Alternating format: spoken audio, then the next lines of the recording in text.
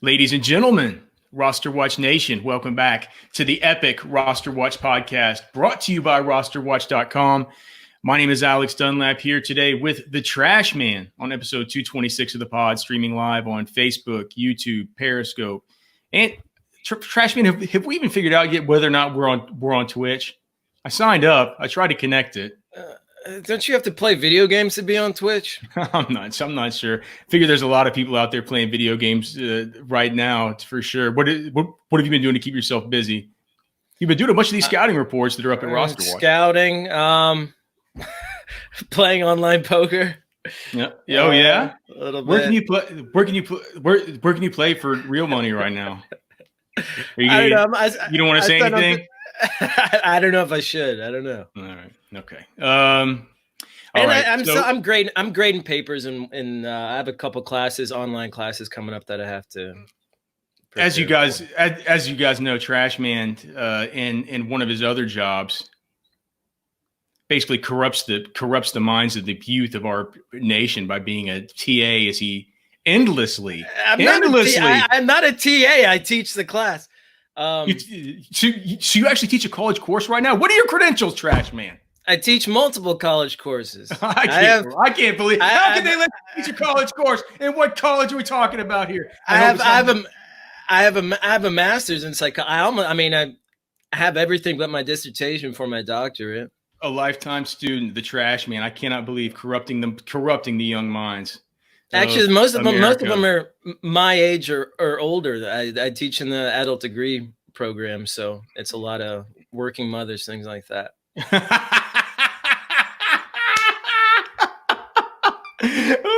Our boy Michael Yeager says, "Look at that stash." All right, fellas, let's get started here. Good to see everybody popping up in the here in the chat. If you guys have any questions or want to get anything to us, let us know. We're going to talk today about Jonathan Taylor, the rookie running back out of Wisconsin, who's awesome. We are going to talk about some of the news and notes here from free agency. We'll have Byron back on Friday to kind of go over the second wave of stuff. But I feel like with Byron, all we really talked about was basically the Houston, Arizona trade. Like, there's so much to break down with that goddamn thing. Too many baby mamas hanging around. Yeah, dude. Can you believe that? I've always told you that Bill O'Brien's such a fucking dirtball, dude.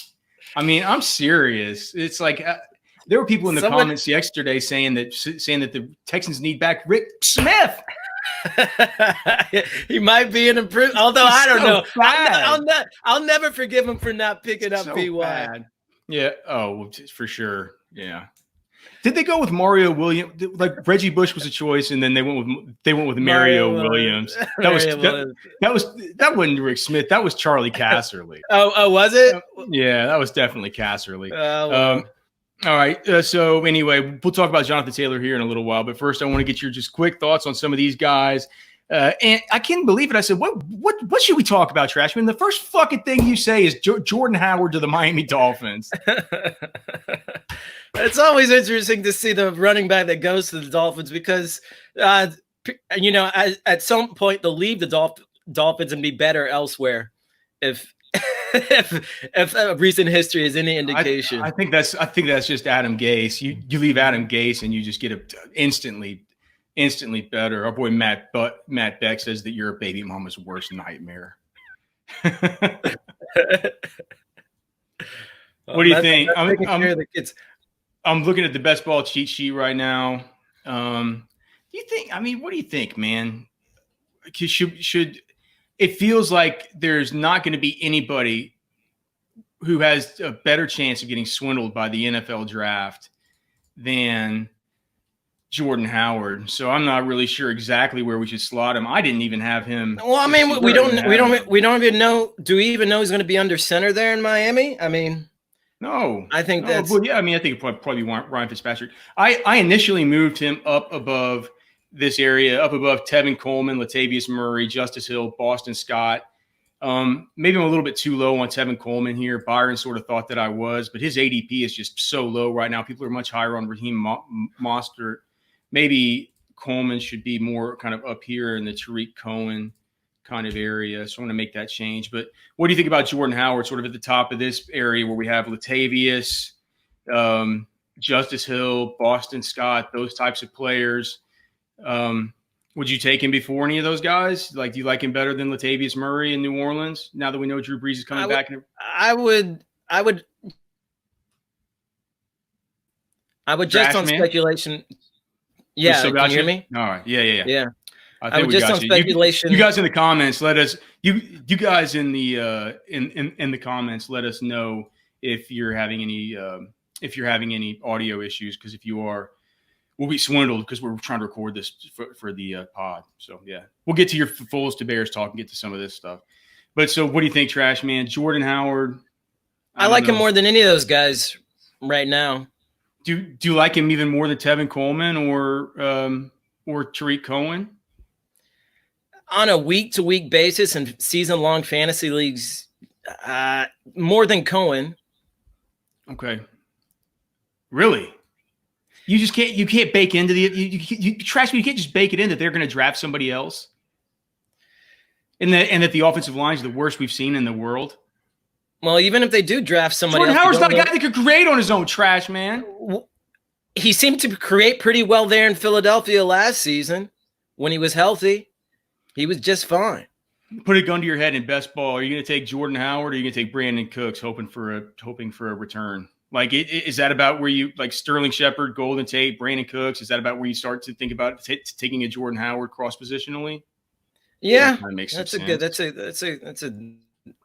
That's a good area for him, I think. We're talking. Yeah, but Howard did fine last season when he was healthy, and he's got even less competition, at least right now, so to speak, in Miami. Even last season, he had arguably the best rookie in the draft, running back in the draft to compete with, and he still did fine whenever he was healthy. So I'm not too terribly worried about over speculating on Jordan Howard right now. You want to over speculate. You really wanted to talk about him. What did you think about the fact that that the Dolphins told Melvin Gordon to take a long walk off a short fucking plank? Nobody seems to like Melvin Gordon right now. He's not going to get paid the money that he wants. He ain't going to get paid the money that he wants. He needs to take a page out of Jerick McKinnon's book and just realize he needs to take less cash. Hey, if he stays there with the Chargers, he's probably going to get a lot more action. Especially if they have. I don't think he can physically stay. He can't stay. He can't stay there. He can't. No. How can he? I mean, they've already given the deal to Austin Eckler. I mean, that's a new offense. They couldn't re-sign him?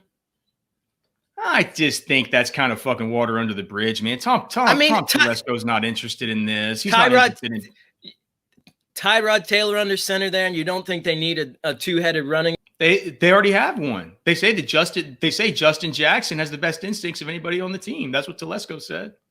All right, we'll see. Do you like Justin Jackson? I really haven't seen enough out of Justin Jackson to say whether or not I like him, at least more than someone like Melvin Gordon. Oh, come on, man! What kind of straw man shit is that? Like, do you like? Of course, you like Melvin Gordon better, but do you think that Justin Jackson could be viable in fantasy this next year? I think Austin Eckler is going to be the guy. I don't know how much room there's going to be left for Justin Jackson. There's going to be plenty of room for Justin Jackson, and that's the thing. When you pick a guy like Justin Jackson at his current slotting right now, and you get like in best ball, you get to use him like 3 or 4 times. When Austin Eckler's hurt, you know. I mean, are you relying upon him for touchdown equity? I mean, because I feel like they're going to use it's best ball. I'm not relying on it's from best ball. I'm not what I'm relying on is week to week variance and people getting hurt, and it's like that's what I'm relying on. I'm relying on football being football and the NFL being the NFL. By the end of the season, we could start assholes like Boston Scott this last year. End of the season. People were starting who was the little white kid from Miami that people started for? Patrick Laird.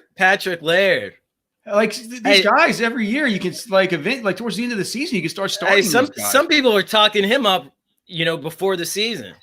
Yeah. What? Who? You? Not me. I was gonna say Byron was at that training camp. He didn't say a thing about him. All All right. So Michael Yeager wants some Foles to Bears talk. What do you think? I was curious about the situation when there was speculation that Cam. I've been out. If you could probably tell, I'm so sweaty. I've been out mowing the goddamn grass. Is that official now? Foles to the Bears. Is that done?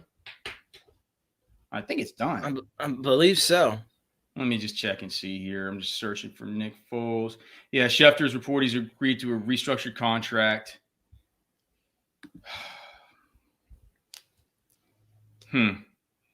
21 million. So the Bears, it's weird.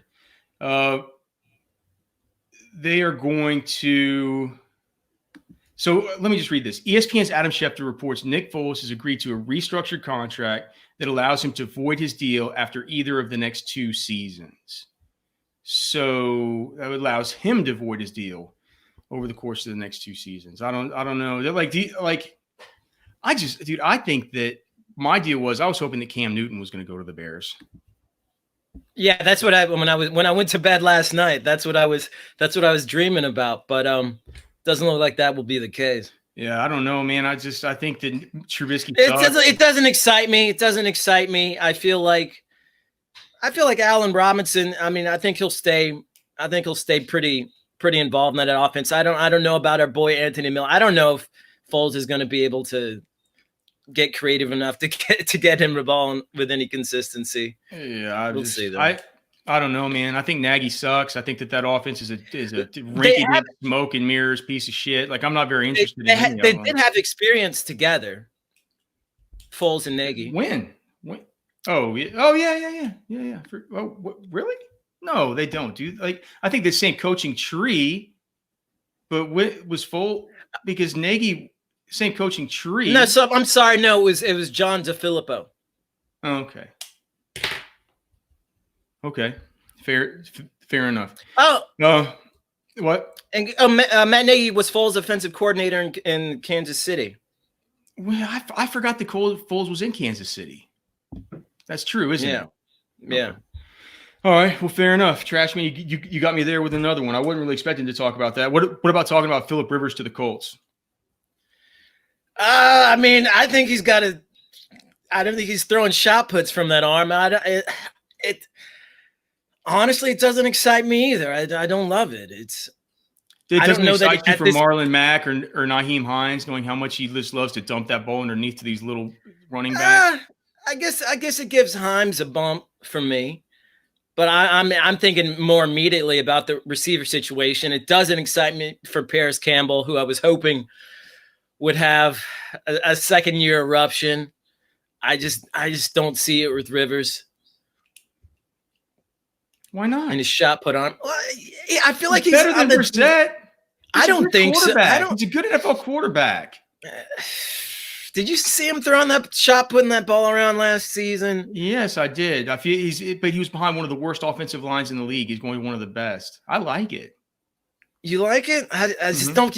I don't think he has the arm. I think his arm will be just fine to get it out to Paris Campbell and get it out to dude. And here's the thing about T.Y. Hilton, like. We all think about him as such like a deep threat, like a one-dimensional deep threat. He's not. He's turned into a lot better. He's turned into a lot better all-around route runner during the last few years of his career. And I think that Nyheim Hines, like Michael Yeager, our boy, he says, "Oh, I forgot about the KC stuff." He says he says that old age is hitting our boy Alex. I forgot about Nick Foles and KC. He's saying far away. He's asking if Hines is the new Woodhead. I like that. I think it's fine. I think that I kind of like Hines. I don't know. I feel like Mac is. I feel like he's just as good a pass catcher.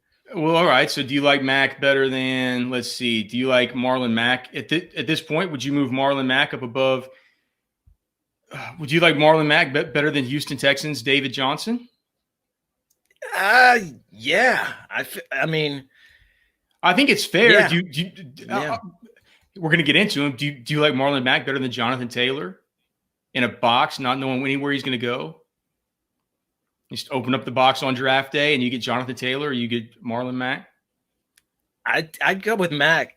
I wouldn't. We're going to talk a lot. No, we're going to talk a lot about these guys right here, right now. Mac is a top 5 fantasy running back when he's running at his best clip. No, Jesus, trash, man. I think he's a back end running back 2 for best ball. I mean, who are you going to take him over? Are you going to take him over Le'Veon Bell or Todd Gurley or Mark Ingram or any of those guys? You don't think he's healthier than either of those guys? I mean, he's probably. I don't know. It's not like isn't like fucking Marlon Mack's been some picture of health during his career. He's missed time too. This dude's missed games. Yeah, I just think he's a little bit fresher than those guys. So Phillip Rivers? You just don't think it means shit for any of these guys? Like it doesn't. Come on, man. We're trying to give analysis. I don't care. It doesn't make. You don't think there's any difference between Jacoby Brissett and Phillip Rivers? At this point in Rivers' career, no, not really. I believe Alex has disappeared. Am I still on the street? You hear me? I can barely hear you. Because of this Phillip Rivers bullshit. I can hear you. Can't see you though. All right. Yeah, I don't know what's going on with my. I don't know what's going on with my cam here. Let's see. But you definitely can't hear me, right? Yes. All right. Let's see. Let's get to the other one, and I'll see if I can fix this camera. I seriously think that you might have fucking just tripped my wires, trash man. Telling me this is a wireless operation. I can't believe it that you think that there's no difference between Phillip Rivers and Jacoby Brissett. I think there's a difference between Phillip Rivers 3 years ago and Jacoby Brissett. Okay. Well, I mean, it's just, I think that things have gotten way too cockamamie with that. Why don't you talk a little bit about what you think about, let's see, about Jason Witten going to the Raiders. And let me see if I can fix this camera. Jason Witten going to the Raiders. I think it just kind of dilutes the situation for Darren Waller. I'm not picking up Witten in any leagues. I don't think he's going to be somebody you're going to want to add really in any leagues. I think he's there for insurance in case Waller does go down, just because that offense is so dependent on the relationship between their quarterback and their tight end. I think he's more or less just insurance. So, okay. Do you think I can't? So it looks like my camera is not going to be on. So like, I'm just going to be talking to you here from a black box for the rest of the show. What is Jason Witten being there? Does it screw over Waller at all? And then do we worry at all about Foster Moreau taking the next step? I think he's there for insurance. I just think that team, like I said, relies a lot upon their tight end to move the ball. So I think they're just making insurance for Waller in case he goes down at some point in the season. I'm not that worried about it. Let's see. If you want to talk about Brady to the Bucks. If Antonio Brown goes there, how swindled are Mike Evans and Chris Godwin? Everybody's swindled. Those guys are kind of swindled anyway. What do you mean they're swindled anyway? Jameis Winston threw a lot of interceptions, yes, but he aired the ball out a lot. I think that offense is going to get a lot more conservative under Brady. I think it's going to get a lot more focused for sure, but I think it's going to get a lot more conservative. I don't think they're going to throw the ball as much as they have in the past. I don't see it as much of a boon for those guys. Are Chris Godwin and Mike Evans now overvalued? I mean, I'm not sure where they're valued right now, so I can't really say. They're pretty high value. I mean, we're talking you'd have a pretty better handle on that than I would at this point. We're talking wide receiver 6 and wide receiver 7 in fantasy. Yeah, I think they're overvalued. At this point, do you take? Yeah, they are overvalued. So at this point, I mean, where do you start thinking about Godwin's or Evans? Like maybe after Amari Cooper?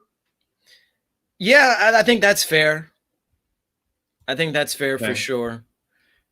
Okay, because I don't think I want to take. Do you want Kenny Golladay ahead of either of them? I think Amari Cooper needs to be above DJ Moore at this point. What? I think Amari Cooper needs to be above Moore too. I don't. Maybe you feel like I don't know. You feel like Bridgewater is going to be the guy to make DJ Moore a top 5 wide receiver. Well, DJ Moore was a top what? He was a top 6. Was he top 6 last year with fucking who knows who knows who was throwing him the football last year? Like what was he last year? In PPR, DJ Moore was in fantasy points per game at least. All right, not top 5, but top. But I was thinking he was right there. He was better last year than Amari Cooper, wide receiver 15 last year, when he had nobody throwing him the football. You know, I think that's then a healthy Amari Cooper. We can switch them. I can switch those two. That's fine. That's fine. You're gonna take Kenyon Drake over any of those guys, right?